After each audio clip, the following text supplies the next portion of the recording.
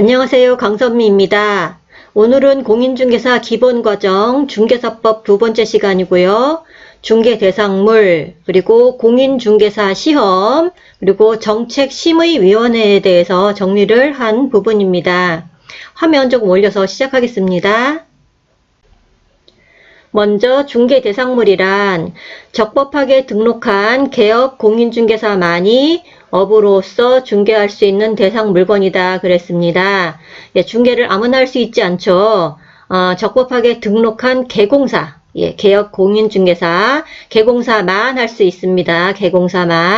개공사만이 업으로서 중개할 수 있는 대상 물건을 중개대상물이라고 얘기를 하고요.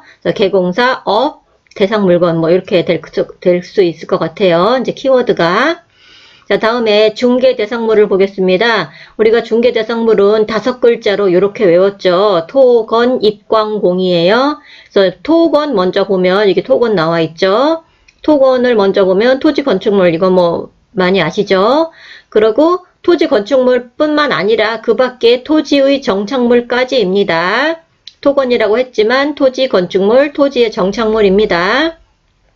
자, 이 부분은 우리가 민법에서 배웁니다. 민법상의 부동산이 바로 이 협의의 부동산, 토지 건축물이고요. 근데 이제 중개대상물은 거기에다가 요게 이제 플러스가 되는 거죠.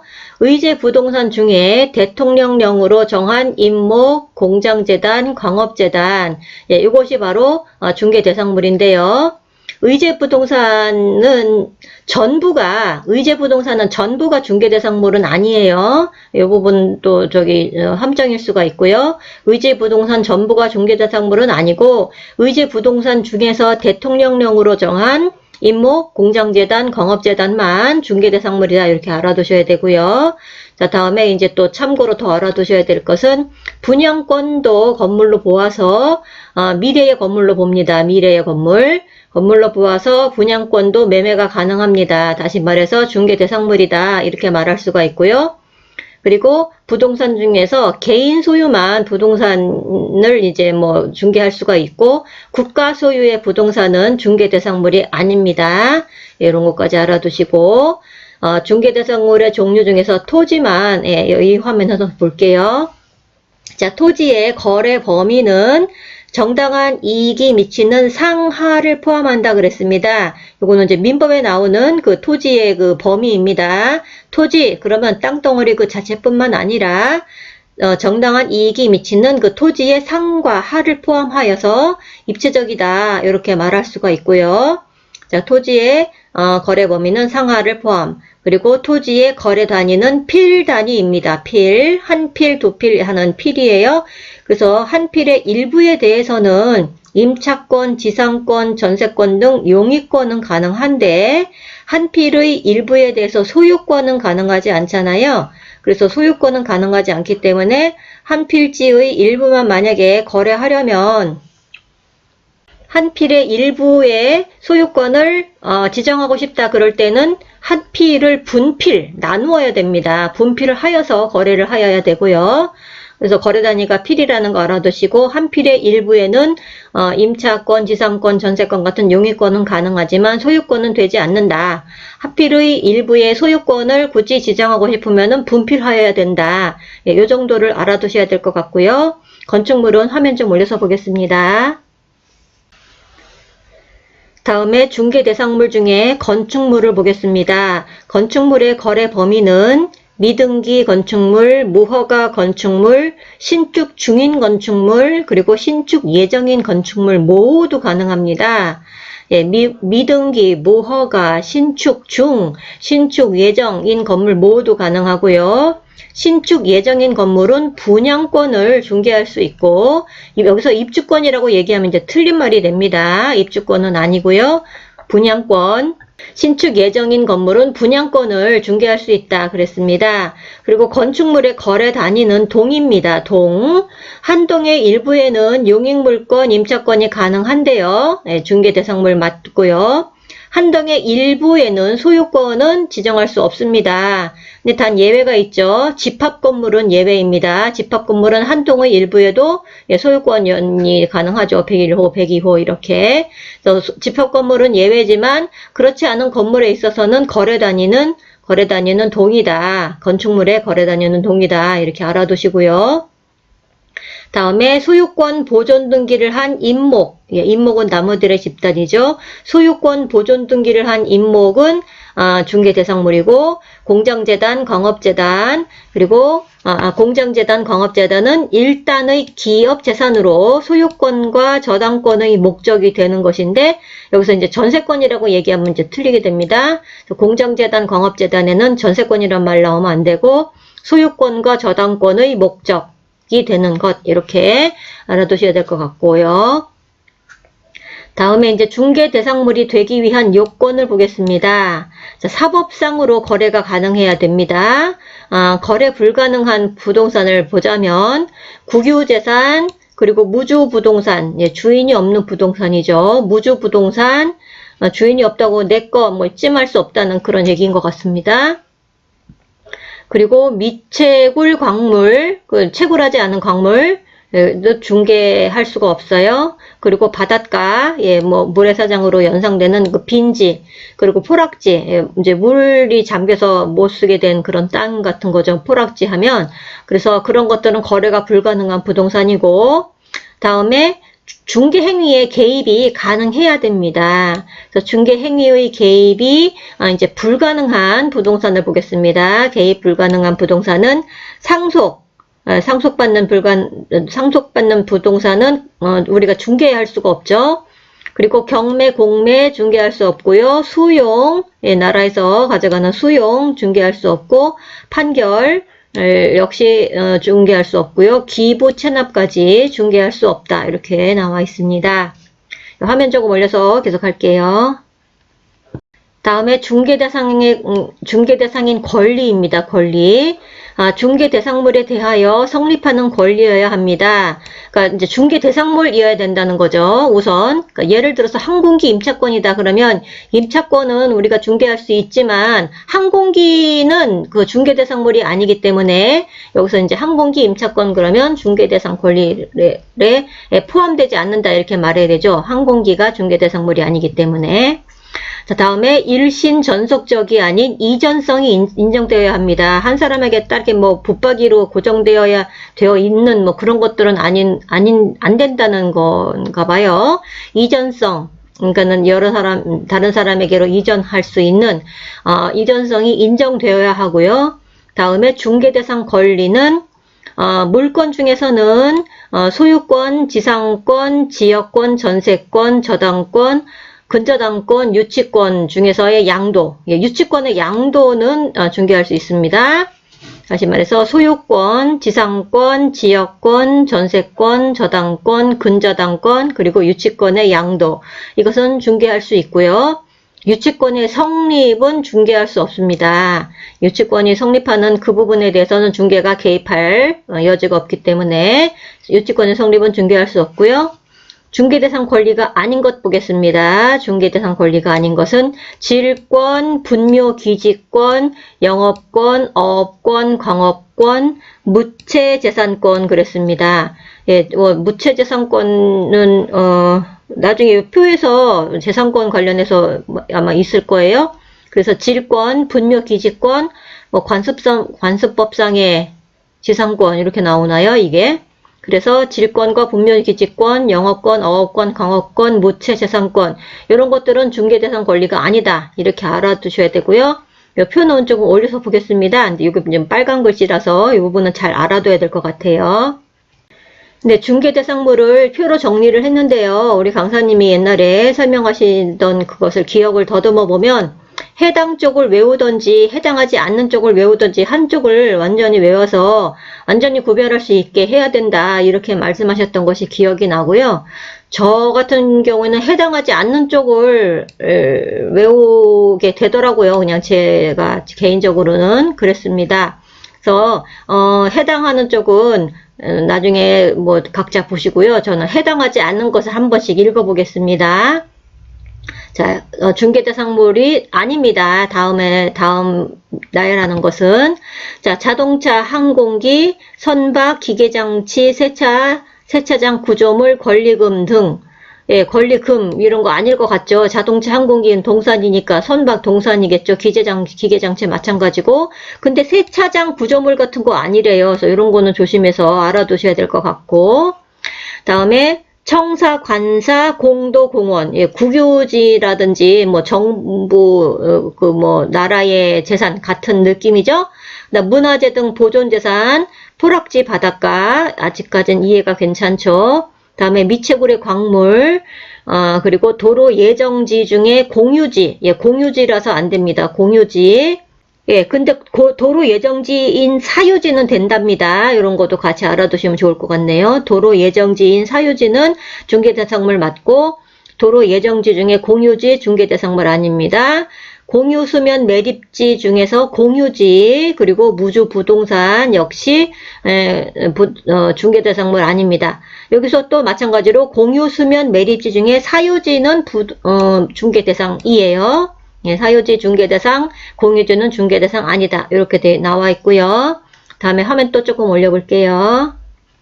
그 다음에는 이제 뭐 권리 같은 건데요. 권리, 동산 질권, 대토권, 뭔지는 잘 모르겠어요. 그리고 특허권, 상표권, 저작권, 뭔가 뭐 돈이 될 수 있는 그런 권리들이죠. 돈으로 만들 수 있는 권리들인 것 같아요. 어업권, 광업권, 분묘기지권, 공업 소유권.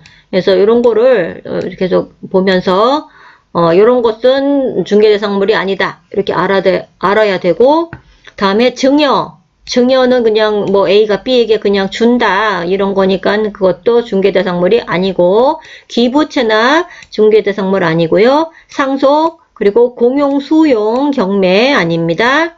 환매권의 행사, 요거는 뭐 기억해둬야 될 것 같아요. 뭔지 잘 모르겠어요. 환매라는 게 다시 내가 사드리는 거잖아요. 누구한테 뭐라 그러지? 누구한테 예를 들어 3년 뭐 이렇게 내가 너한테 팔긴 파는데 내가 다시 가지고 올 것이다. 다시 내가 되살 것이다. 그랬던 것이 환매라고 기억이 되는데, 환매권을 행사하는 것은 다시 내가 사오는 것이니까 여기에는 그러니까 중개를 개입할 수 없나 봐요. 중개가. 그래서 환매권의 행사는 중개 대상물이 아니다. 알아두셔야 되고, 법정지상권, 법정저당권이 법정이니까, 예, 법으로 정해서 그냥, 법대로 그냥 움직이는 거죠. 이런 거 안 되는 거 알겠죠? 그리고 유치권의 성립, 아까도 설명 한번 드렸으니까, 유치권의 성립도 안 됩니다. 중개대상물이 안 되죠? 그래서 이쪽을 외우시든지, 이쪽을 외우시든지, 저는 중개대상물 아닌 쪽으로 한번 정리를 해봤습니다. 화면 조금 올려서 공인중개사 시험 보겠습니다. 예, 공인중개사 시험에 관해서 보겠습니다. 시험 시행기관은 원칙은 시도지사고요. 예외는 국토부 장관입니다. 아셔야 될 것이고, 원칙은 시도지사, 예외는 국토부 장관. 그리고 위탁이 가능한데요. 공기업이나 준정보기관 또는 공인중개사협회에 위탁할 수 있다. 예, 위탁 가능합니다. 자, 다음에 공인중개사 정책심의위원회를 보겠습니다. 정책심의위원회. 자, 국토교통부에 공인중개사 정책심의위원회를 둘 수 있다 그랬어요. 두어야 한다는 아니고요. 둘 수 있다. 임의적 기관이고요. 위원장 1명을 포함하여 7명 이상 11명 이내의 위원으로 구성됩니다. 예, 전체적으로 공인중개사 시험을 보면서 위원회가 되게 많아요. 저 공법이 또 엄청 많더라고요. 그래서 맨날 이거를 어떻게 정리를 해야 될까 되게 헷갈릴 것 같은데, 어쨌든 정책심의위원회에는 위원장 1명을 포함하여 7명 이상 11명 이내 홀수로 구성합니다. 그리고 위원장은 국토교통부 제1차관이 위원장을 맡습니다. 자, 국토부 장관이 위원장 하지 않습니다. 제1차관이 위원장을 맡고, 위원회 임기는 2년이고, 사무를 처리할 간사 1명을 둡니다. 간사 1명. 자, 이 간사는 심의위원회 위원장이 국토교통부 소속 공무원 중에서 1명을 지명을 합니다. 그래서 간사를 1명을 두고, 제척, 기피, 회피 등 그리고 뭐 어떤 사유가 있잖아요. 제척 사유. 그 사람을 제외시키는 거죠. 그래서 제척 사유에 해당되는 위원이 그러니까 스스로 회피를 해야 됩니다. 이제 개입하지 않게. 그런데 회피하지 않으면 국토교통부 장관이 해당 위원을 해촉할 수 있습니다. 해촉. 그러니까는 위촉을 이제 해제한다거나 뭐 그런 의미겠죠? 해촉을 할 수 있는데 위원장이 해촉하는 것이 아닙니다. 위원장이 해촉하는 것이 아니고 국토부 장관이 해촉을 할 수 있다. 그렇게 나와 있고 의결은 과반수 출석인은 과반수 찬성으로 의결을 하게 됩니다. 화면 또 올려보겠습니다. 자, 심의위원회의 심의사항은 이것도 이제 심의사항 뭐를 심의하는지 중요하니까 빨간 글씨예요. 다음에 사항을 심의합니다. 먼저 자격 취득에 관한 사항입니다. 그래서 자격 취득에 관한 사항을 여기서 심의위원회에서 정하면 시도지사는 따라야 합니다. 시도지사는 이에 따라야 한다. 그리고 중개업의 육성에 관한 사항도 심의를 하고 중개 보수 변경에 관한 사항도 심의를 합니다. 그리고 손해배상 책임의 보장 등에 관한 사항도 심의를 하게 됩니다. 네, 잘 기억을 해 두시고요. 다음에 공인중개사 자격시험 응시 결격을 보겠습니다. 자격시험은 누구나 볼 수 있는데 요 사람만 제외하고 누구나 볼 수 있습니다. 요 사람만 제외하고 누구나 볼 수 있어요. 자, 다음에 해당하는 사람을 제외하고 누구나 공인중개사 자격시험을 볼 수 있다. 그러면 이제 제외당하는 두 사람은 뭐냐 하면 공인중개사 자격이 취소된 후 3년이 경과되지 않는 자. 예, 자격이 취소되는 어떤 잘못을 저질렀겠죠? 그래서 처벌을 받아서 자격이 취소됐으면 3년이 경과하지 않았으면 계속 3년 동안에는 못 본다는 뜻이죠? 3년이 경과하지 않았으면 자격시험 볼 수 없고 그리고 자격이 있었던 없었던 관계없이 시험장에 들어가서 이제 시험에 관련해서 부정행위자로 이제 되면 그 사람은 부정행위자가 됐으면 그 사람은 5년 동안 못 봅니다. 부정행위자로서 5년이 경과되지 아니한 자. 예, 요 사람을 제외합니다. 예, 5년이 경과될 때까지 못 봐요. 그리고 자격이 취소됐으면 3년이 경과될 때까지 못 봐요. 그리고 화면 또 조금 올려서 볼게요. 다음에는 공인중개사 시험 시기 및 방법입니다. 시험 시기는 매년 1회 이상이죠. 1회 이상으로 정해져 있지만 1회 보죠. 보통은. 그리고 1차와 2차로 구성이 되어 있는데 동시에 시행할 수 있다. 이렇게 했습니다. 그래서 보통은 동시에 보죠. 그리고 1차 시험 불합격자는 2차 시험은 그냥 무효가 되는 거죠. 2차 시험에 점수가 의미가 없겠죠. 1차 시험 불합격되면. 다음에 일부 면제가 있습니다. 일부 면제는 1차 시험 합격자는 다음 회 시험에 관하여 응시 여부와 관계없이 1차 시험을 면제해 준다 그랬습니다. 반드시 그 사람이 본 1차 합격한 그 다음 해 딱 한 번이에요. 반드시 그 다음 해 시험에 대해서 1차 시험만 면제해 주는 거죠. 그래서 이것도 잘 알아두셔야 될 것 같고 시험 실시 공고는 계략사항은 매년 2월 28일까지 관보 및 일간 신문에 공고하여야 된다. 예, 오늘이 지금 보니까 3월 14일이네요. 그럼 2월 28일까지 일간 신문에 나왔겠네요. 제가 못 봤는데 어쨌든 일간 신문에 계략 사항은 2월 28일 이전으로 한번 공고가 나오고 다음에 세부 사항은 시험 시행일 90일 전이에요. 석 달, 60일 아니고 90일, 석 달, 90일 전까지 관보 및 일간신문에 공고하여야 한다. 네, 이렇습니다. 알아두시고 다음에 자격증 교부를 보겠습니다. 합격자 결정 공고는 시험 시행 기관의 장, 시도지사 그리고 예외로 국토부라고 했어요. 시험 시행 기관의 장은 합격자가 결정된 때에 공고하여야 됩니다. 공고하지 개별 통지 아닙니다. 개별 통지 아니고 공고하여야 됩니다. 그리고 시도지사는 결정 공고일부터 1개월 이내에 시험 합격자에 관한 사항을 공인중개사 자격증 교부 대장에 기재한 후 뭔가 있나 봐요. 뭐 어떤 대장이 공인중개사 자격증 교부 대장에 기재한 후 시험 합격자에게 공인중개사 자격증을 교부하여야 한다. 예, 작년 가을에 제가 합격했으면 지금 이거 영상을 안 만들고 있을 거예요. 저는 자격증을 받아서. 그런데 또 떨어진 바람에 저는 올해 가을에도 또 시험을 볼 것이고, 예, 아직 저도 공인중개사 자격증을 받지 못하였습니다. 어쨌든 1개월 이내에 교부대장에 기재하고 자격증을 교부한다고 합니다. 예, 올해는 시험 끝나고 1개월 이내에 자격증을 교부받도록 해야 되겠죠. 이 영상을 보시는 모든 분들도 그러셨으면 좋겠습니다. 자, 그래서 요거를 하는 주체는 역시 그 시험을 진행하는, 개최하는 주체겠죠. 시도지사가 이렇게 해야 되고, 다음에 자격증의 재교부를 신청하고자 하는 경우 재교부 신청서를 자격증 교부한 시도지사에게 제출하여서 재교부를 받을 수 있다. 이렇게 나와 있고요. 화면 조금 올려서 마지막 좀 보겠습니다. 자, 마지막 부분인데요. 자격증 대여 금지에 대해서 보겠습니다. 대여 금지. 뭐 그냥 당연한 말이겠죠. 자격증을 대여하면 뭐 큰일 나는 거죠. 한마디로. 자, 다른 사람에게 대여 양도하는 경우 자격이 취소됩니다. 다른 사람에게 자격증을 대여하거나 양도하는 경우 자격이 취소되고 1년 이하의 징역 또는 1,000만 원 이하의 벌금을 받게 됩니다. 그리고 양수한 자도 같은 처벌을 받습니다. 돈 주고 샀나봐요. 이 사람도 같은 처벌을 받게 되고, 공인중개사라는 그 용어를 쓰면 안 됩니다. 예, 공인중개사 아닌 자는 유사 명칭을 사용하지 못합니다. 명함이든지 뭐 출판물이든지 간판이든지 어디에든지 마찬가지입니다. 공인중개사 아닌 자는 유사 명칭을 사용하지 못한다.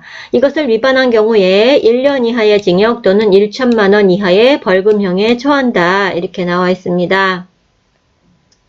여기서는 모두 1년 1,000만 원이네요. 자, 이렇게 해서 오늘 중개사법 두 번째 영상을 여기서 모두 마치도록 하겠습니다. 오늘도 시청해 주셔서 감사합니다.